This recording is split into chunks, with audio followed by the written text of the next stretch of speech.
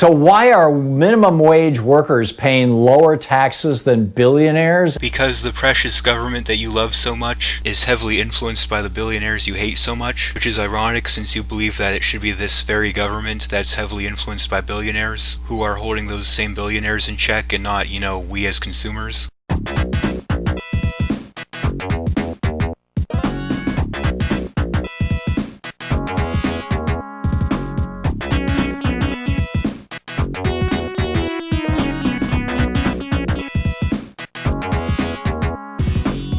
And what might that have to do with billionaires funding right-wing, basically, treason movements? And by treason movements, he is, of course, referring to the lockdown protests. Because, hey, apparently wanting to be free to live your life as you please and not live in fear is treason, apparently. Land of the free, home of the brave. If you're not against living in fear over something less likely to kill you than the flu, then obviously you're not an American. Check this out. Leave your comments, ding the bell, share it with your friends, and subscribe to our channel. The news is just relentless, and the Trump BS, and now you've got the right wingers and the DeVos family and these other right wing billionaires funding these right wing groups that are going out into the streets saying, it's like snowflakes, right? This is the hardest home I've ever had to sell, but here you go, Mr. Joel. Here are the keys to your new glass house. Thanks. I didn't want to buy this, but you really wore me down. Just don't throw any stones. You sure you want to go calling people snowflakes, Tom? Especially after all the dumb shit you bitch about on a regular basis. Ooh, the big scary billionaires are out to get me. Save me, Bernie Sanders. Oh, we can't handle being locked up for, being in our houses for a week or month or 3 months or whatever. Well, that does get psychologically wearing on people, Tom, not to mention the need to go out and work and earn a living. Maybe since you're one of the wealthier folks out there, with a radio show you can do from anywhere, then yeah, being locked in your home isn't that big of a deal for you, but that doesn't mean it isn't for the rest of us. Oh, poor conservative snowflakes. Mr. Strawman, give me a break. So instead of addressing actual conservative arguments against the lockdowns and shelter-in-place orders, you're just going to ignore their actual arguments and call them snowflakes and make fun of them. Gee, that's real professional, Tom. The big question, though, that the media is asking is why? Why would people be against being told how to live and having their livelihood, their ability to earn a living potentially ruined? Yeah, that sounds like something that the left-wing media would ask. I mean, if that's a question you even have to ask, if the answer isn't completely fucking obvious, chances are you've already downed quite a bit of the left's media Kool-Aid. I caught the last hour of Joe Scarborough's show this morning, Morning Joe, and he seemed to be seriously troubled by this. Why is it that right-wing billionaires are funding protests of shelter-in-place orders in the states? Way to poison the well there, Tom. Oh, these protests are being funded by evil, greedy, right-wing, no-good billionaires, so there must be up to no good. A protest can have a valid cause behind it, regardless of who's backing it or funding it. And a lot of left-wing protests, like Black Lives Matter and Tax the Rich and this and that, are also funded by billionaires. So you just kind of shot yourself in the foot there, Tom. Including against Republican governors. Now, well, maybe that's because what they're protesting is a legitimate issue, and unlike the left, they're trying not to muddy the waters by making it a partisan issue. I consider myself Republican-leaning, but that doesn't mean I won't criticize any politicians who are Republican, and if a Democrat candidate has a good idea or can propose something good, I'm all ears. The largest protest, of course, was against a Democratic female governor. Red herring. And what does that have to do with anything? I mean, here we go again. The left wants to play identity politics. The protesters weren't there because she was female or because she was Democratic. It's because the policies she was putting forth were fucking stupid. If you're a politician and you put forth stupid policies, you should be criticized. Male, female, Republican, Democrat, whatever. And, the groups that show up are notoriously misogynistic and racist and all that kind of stuff. But assuming that were true, that a lot of groups showing up to these protests are misogynistic and racist. So, that doesn't invalidate the underlying cause of the protest. And again, if you look at left-wing protests, a lot of people who are racist against white people show up to those. So again, you're kind of shooting yourself in the foot. But still, why? Why is it that Fox News is pushing so hard?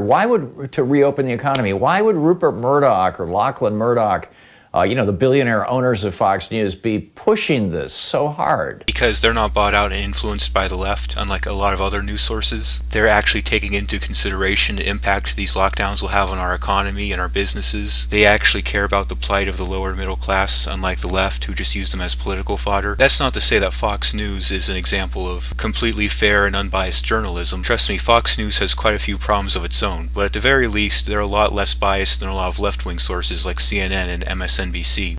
You get, Dr. Phil, the disgraced shrink who lost his license for inappropriate relationships with his clients. Well, that's an ad hominem personal attack. Dr. Phil could have lost his license for unprofessional conduct or whatever, but still have a valid opinion on the lockdowns. On Fox News going, a few people might die, but no big deal.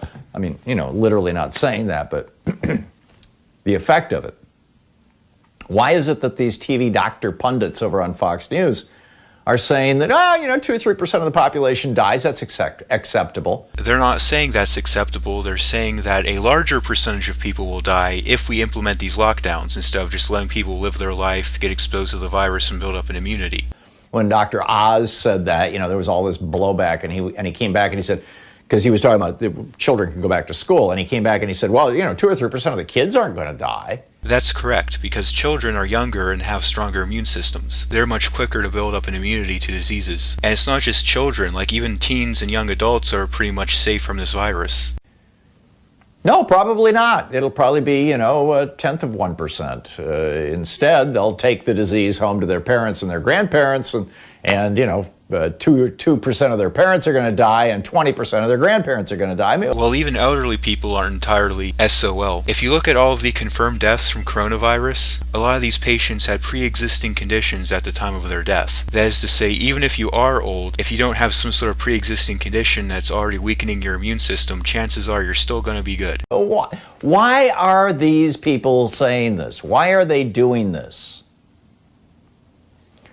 Why are they willing to sacrifice our elders and our vulnerable Americans? They're not. Nobody said that these elders and vulnerable Americans can't do anything to take precautions to keep themselves safe. The question is, why punish the people who aren't vulnerable? Why quarantine people who are healthy and perfectly capable of building up an immunity? And speaking of sacrificing our elders, in a lot of Democrat states, they're actually forcing nursing homes and senior citizen centers to accept coronavirus patients or people who've tested positive with coronavirus. So make of that of what you will.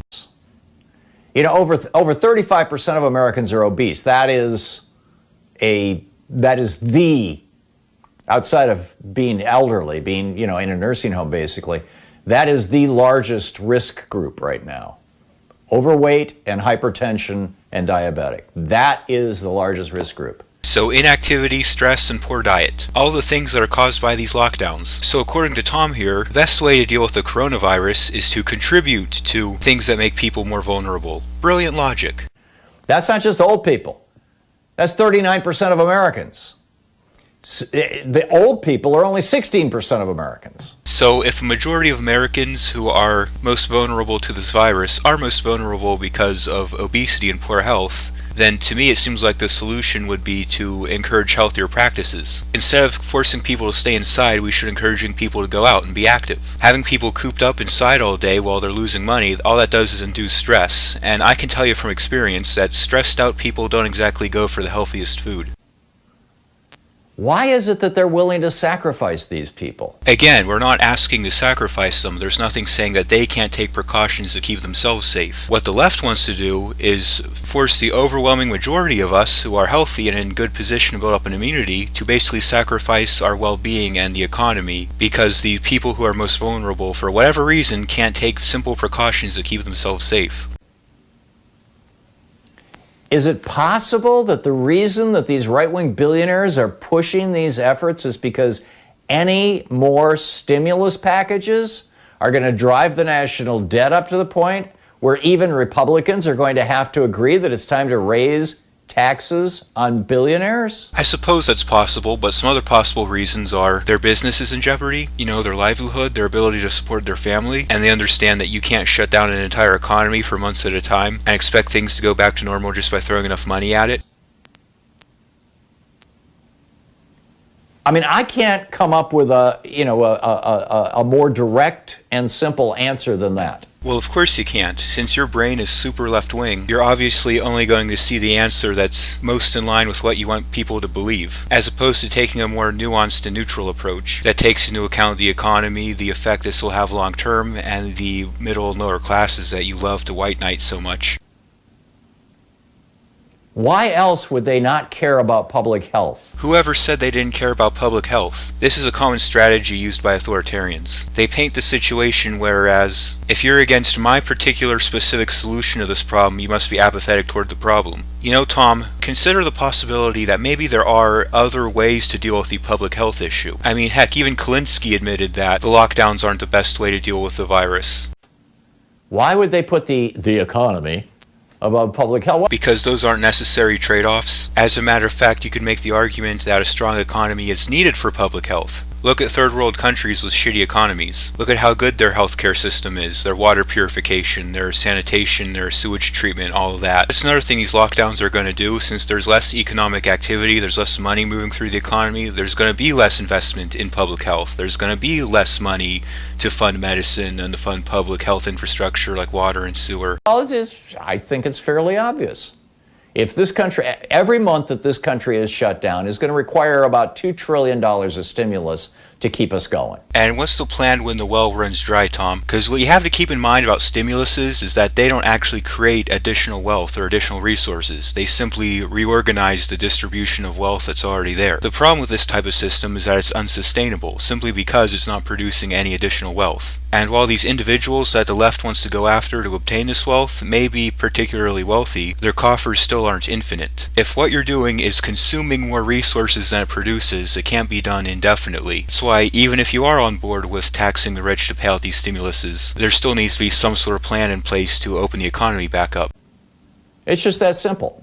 And where's that $2 trillion going to come from? Ultimately, it's going to come from taxes paid by billionaires, which will eventually translate into higher prices paid for by the rest of us. See, one of the problems with the mentality of, oh, just make the rich pay for it, is that it ignores the lasting consequences of imposing these extra costs onto these billionaires, most of which are business owners. That extra money doesn't just magically appear out of thin air. They're going to have to either raise their prices or reduce their expenditures, which could mean any number of things. It could mean firing a bunch of people. It could mean not making big investments that would have created hundreds of jobs. You ever hear the expression, shit rolls downhill? Well, when you shit on the rich people, guess where that shit's gonna roll? To the middle and lower classes. And they know it. And if there's one thing right-wing billionaires don't like, it's paying taxes. And of course, he believes that the only reason that rich people are against taxation is because they just want to keep more of their money. They're selfish. There are legitimate moral and economic arguments to make against taxation, but now we'll ignore all of those and just say they're selfish.